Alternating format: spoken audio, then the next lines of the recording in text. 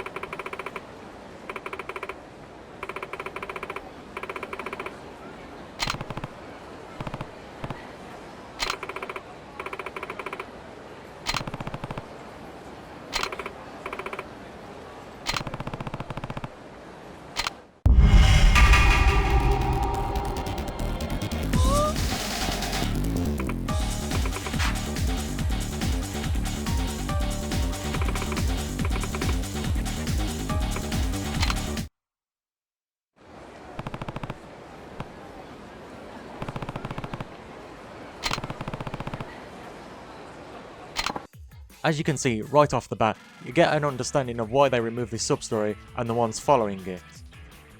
The overall takeaway is that they really play up how aggressive Michiru and her partner are, and how aggressive Michiru is in wanting Kira. Also note that they changed darling to sugar buns. I honestly wonder why they did that in the first place. Most articles on the removal of the Michiru sub-stories will give you the answer of it basically being a very transphobic sub-story that played on the stereotype of anyone who is transgender being a sexual predator and a very muscular man as well. Culturally, there was much less acceptance and understanding of people who were transgender in 2009. Also, looking at how Kira acts in the sub-story by calling Michiru it and what the hell are you, it comes across as very out of character for, well, what Kira stands for, who is often portrayed as a very open and accepting of everyone kind of person in the games he has been featured in. Now, most people might feel the sub-stories could have stayed in had they been reworked, which honestly would require essentially a whole rewrite of the original Japanese text that got translated right. But what if I told you that the original Japanese text wasn't as aggressive as the translated one you see in the translated PS3 version? Well, I'm going to show you just that. Thanks to KHHSubs, who spent the time comparing and translating the Japanese text of this sub-story, we can see how accurate and how off they were with their adjustments and translations of this whole sub-story. On screen now you will see a document showing the translated Japanese text on the left, and the PS3 English one on the right.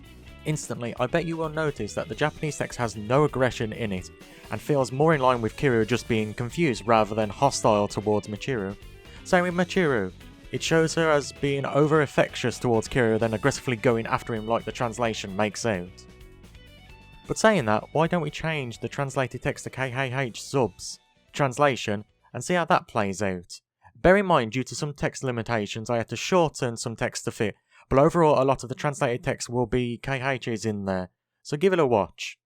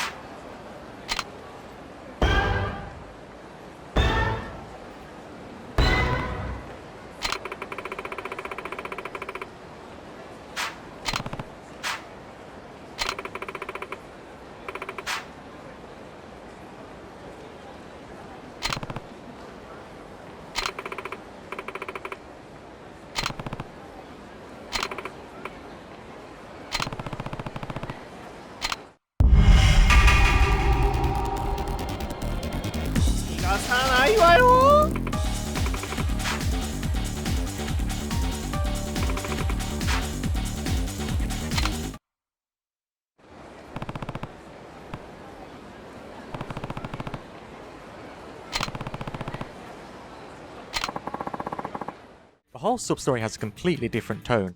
Still ends up in Kira having to run away, but there is no aggression there anymore.